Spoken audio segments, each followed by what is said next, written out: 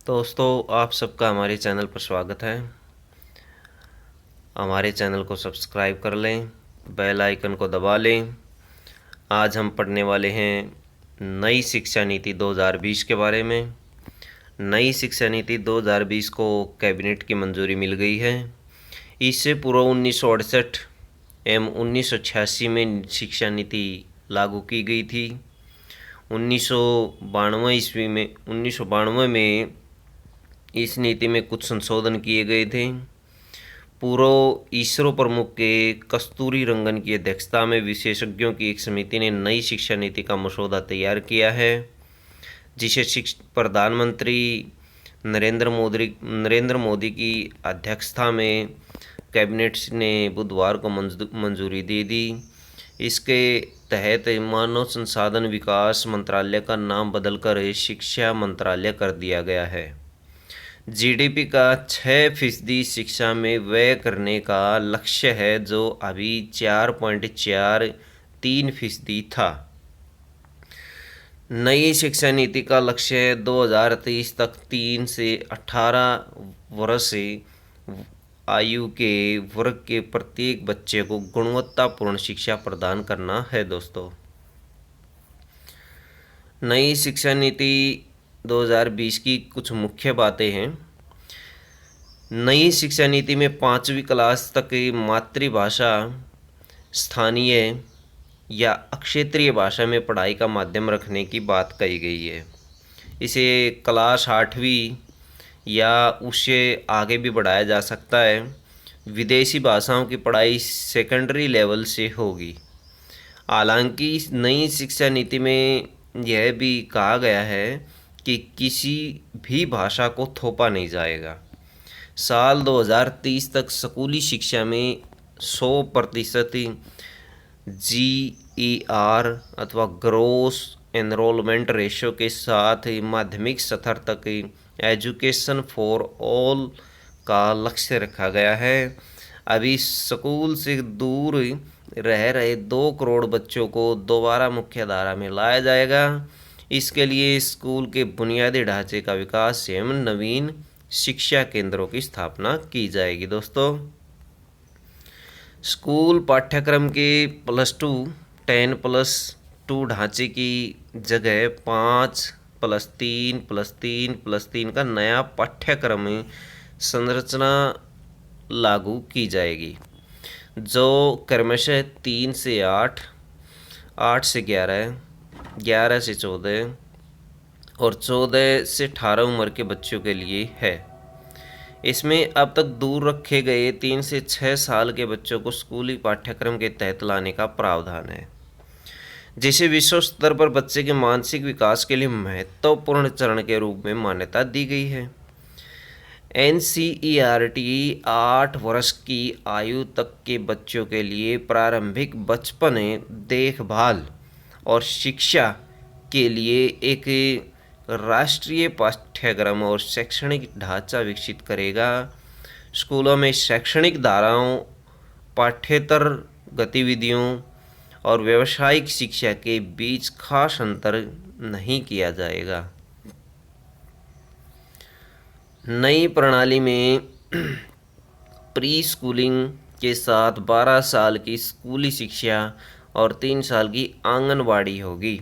इसके तहत छात्रों की शुरुआती स्टेज की पढ़ाई के लिए 3 साल की प्री प्राइमरी और पहली और दूसरी क्लास को रखा गया है।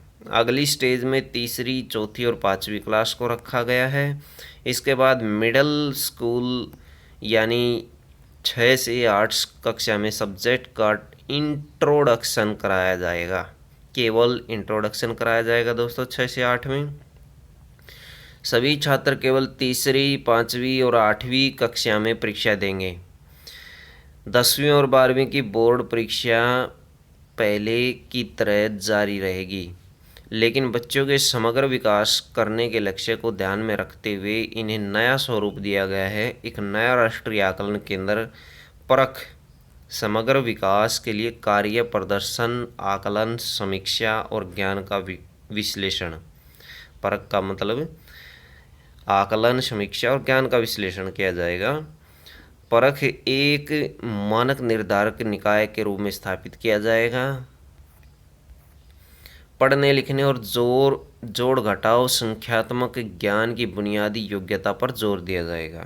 बुनियादी साक्षरता और संख्यात्मक ज्ञान की प्राप्ति को सही ढंग से सीखने के लिए अत्यंत जरूरी एवं पहली आवश्यकता मानते हुए NEP 2020 में मानव संसाधन विकास मंत्रालय MHRD द्वारा बुनियादी साक्षरता और संख्यात्मक ज्ञान पर एक राष्ट्रीय मिशन की स्थापना किए जाने पर विशेष जोर दिया गया है। दोस्तों, सामाजिक और आर्थिक नज़रिए से वंचित समूहों की शिक्षा पर विशेष जोर दिया जाएगा। शिक्षकों के लिए राष्ट्रीय प्रोफेशनल मानक NPST राष्ट्रीय अध्यापक शिक्षा परिषद द्वारा वर्ष 2022 तक विकसित किया जाएगा, जिसके लिए NCERT, SCERT शिक्षकों और सभी स्तरों एवं क्षेत्रों के विशेषज्ञ संगठनों के साथ परामर्श किया जाएगा। छठी क्लास से वोकेशनल कोर्स शुरू किए जाएंगे। इसके हेतु इच्छुक छात्रों को छठी क्लास के बाद से ही इंटर्नशिप करवाई जाएगी। इसके अलावा म्यूजिक एवं आर्ट्स को बढ़ावा दिया जाएगा। इन्हें पाठ्यक्रम में लागू किया जाएगा। उच्च शिक्षा के लिए एक सिंगल रेगुलेटर रहेगा। लॉ और मेडिकल शिक्षा को छोड़कर समस्त उच्च शिक्षा के लिए एक एकल अति महत्वपूर्ण व्यापक निकाय के रूप में भारत उच्च शिक्षा आयोग का गठन किया जाएगा।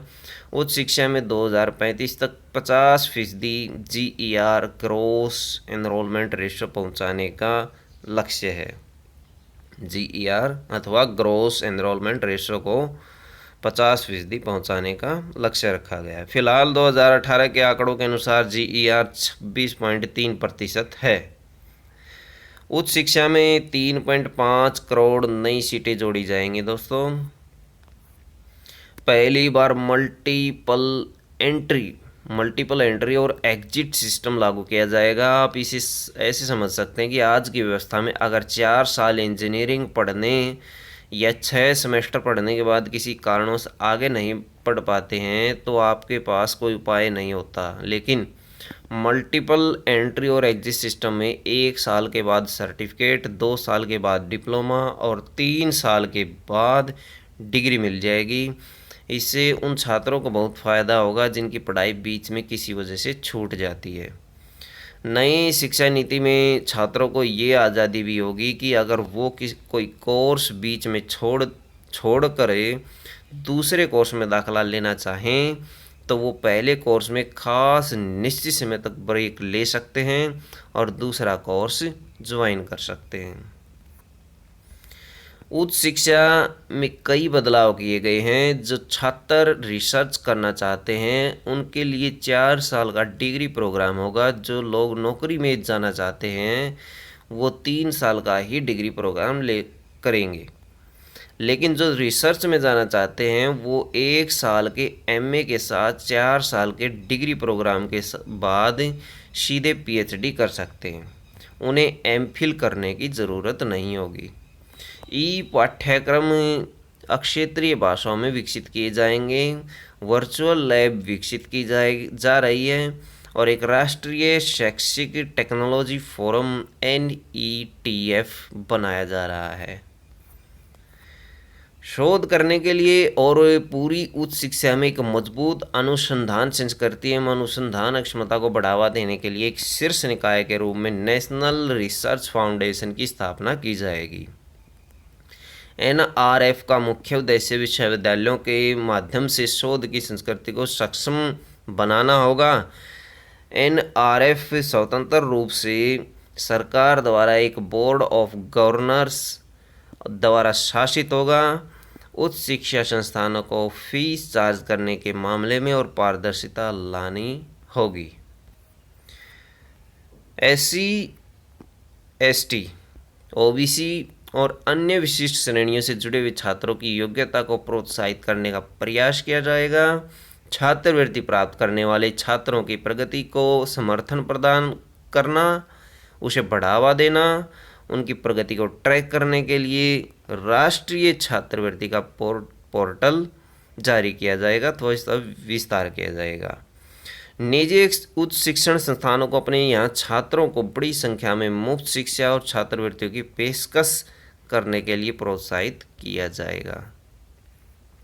महामारी और वैश्विक महामारी में वृद्धि होने के परिणाम स्वरूप ऑनलाइन शिक्षा को बढ़ावा देने के लिए सिफारिशों के एक व्यापक सेट को कवर किया गया है, जिससे जब कभी और जहां भी पारंपरिक और व्यक्तिगत शिक्षा प्राप्त करने का साधन उपलब्ध होना संभव नहीं है, गुणवत्तापूर्ण शिक्षा के वैकल्पिक साधनों की तैयारी को सुनिश्चित करने के लिए स्कूल और उच्च शिक्षा दोनों को ई शिक्षा की ज़रूरतों को पूरा करने के लिए MHRD में डिजिटल अवसंरचना, डिजिटल कंटेंट और अक्षमता निर्माण के उद्देश्य से एक समर्पित इकाई बनाई जाएगी।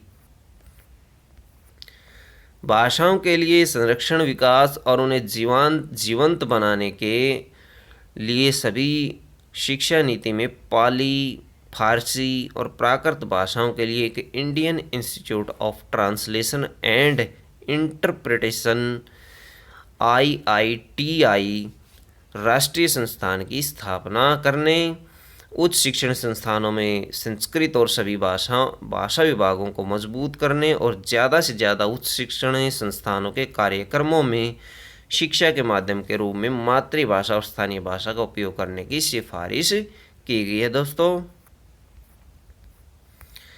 तो आ जाइए शेड्यूल के ऊपर। शेड्यूल किस तरह से चलेगा? 5+3+3 और +4। पहले 5 का मतलब है प्री नर्सरी से दूसरी क्लास तक का, 3 क्लासें नीचे होंगी और फिर पहली और दूसरी। उसके बाद तीसरी से 5वीं का शेड्यूल है। फिर उसके बाद छठी से 8वीं का, ये भी 3 साल चलेगा, छठी से 8वीं। और फिर उसके बाद छठी से 8वीं के बाद 9वीं, 10वीं, 11वीं और 12वीं, ये 4 साल का शेड्यूल है। नई शिक्षा के बदलाव को समझिए।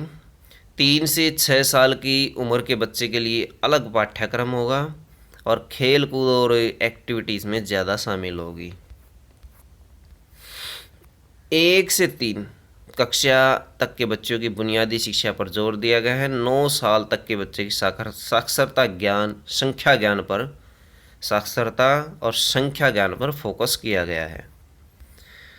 कक्षा 6 के बच्चों का विषय से परिचय कराया जाएगा। 9वीं के बाद अब आर्ट, साइंस या कॉमर्स स्ट्रीम नहीं होगी दोस्तों। 9वीं के बाद आर्ट, साइंस या कॉमर्स स्ट्रीम नहीं होगी। स्थानीय शिल्प और व्यापार के बारे में बताया जाएगा। शिल्प और व्यापार को शिक्षा से जोड़ दिया जाएगा। साल में 10 दिन बच्चा लोकल क्राफ्ट और ट्रेड में इंटर्नशिप करेगा। 10 दिन, कम से कम 10 दिन लोकल क्राफ्ट और ट्रेड के बारे में इंटर्नशिप करेगा। बोर्ड एग्ज़ाम 2 भागों में होंगे, ऑब्जेक्टिव और डिस्क्रिप्टिव। 2 भागों में एग्ज़ाम को डिवाइड कर दिया जाएगा। साल भर में 2 बार एग्ज़ाम होंगे, यानी सेमेस्टर सिस्टम चलाया जाएगा। रटकर पढ़ने के बजाय समझने पर ज़्यादा जोर दिया जाएगा। जहाँ तक संभव हो 5वीं तक मातृभाषा अथवा क्षेत्रीय भाषा में पढ़ाया जाएगा। हो सके तो 8वीं तक भी ऐसे ही क्षेत्रीय या मातृभाषा में पढ़ाई हो सकेगी। बैचलर प्रोग्राम 1 साल बाद छोड़ दिया तो सर्टिफिकेट मिलेगा। बहुत सारे ऐसे बच्चे हैं जिनको नौकरी मिल जाती या फिर किसी अन्य वजह से, आर्थिक स्थिति की वजह से ग्रेजुएशन छोड़ देते बीच में, तो उनको इससे काफ़ी फ़ायदा होगा। 2 साल में छोड़ने पर डिप्लोमा मिल जाएगा। दूसरी साल यदि ग्रेजुएशन छोड़ देते हैं तो उनको डिप्लोमा मिलेगा और तीसरी साल पर डिग्री मिल जाएगी। नौकरी करने वाले 3 साल का डिग्री कोर्स कर सकते हैं। रिसर्च में जाने वाले 4 साल का डिग्री प्रोग्राम कर सकते हैं, यानी वो आगे पढ़ाई करना चाहते हैं MA PhD की, तो उन्हें 4 साल का डिग्री प्रोग्राम करना पड़ेगा। इसके बाद 1 साल का MA और फिर सीधे PhD कर सकते हैं। ये 4 साल इंटीग्रेटेड डिग्री के लिए है, 1 साल का MA फिर उनके लिए, और फिर आगे PhD कर सकते हो। रिसर्च करने वाले छात्रों को अब MPhil करने की ज़रूरत नहीं होगी। तकनीकी संस्थानों में भी आर्ट्स, ह्यूमैनिटीज़ के विषय पढ़ाए जाएंगे। कॉलेज में एडमिशन के लिए एक कॉमन एंट्रेंस एग्जाम होगा। स्टूडेंट्स अब क्षेत्रीय भाषाओं में भी ऑनलाइन कोर्स कर सकेंगे। देश में एक नेशनल रिसर्च फाउंडेशन यानी NRF का गठन किया जाएगा। दुनिया की बड़ी यूनिवर्सिटीज़ भारत में अपना कैंपस खोल सकेंगी। GDP का 6% शिक्षा के क्षेत्र में खर्च करने का लक्ष्य रखा गया है। विश्वविद्यालयों को ग्रेड के आधार पर स्वायत्तता दी जाएगी। ये थी दोस्तों नई शिक्षा नीति की मुख्य बातें।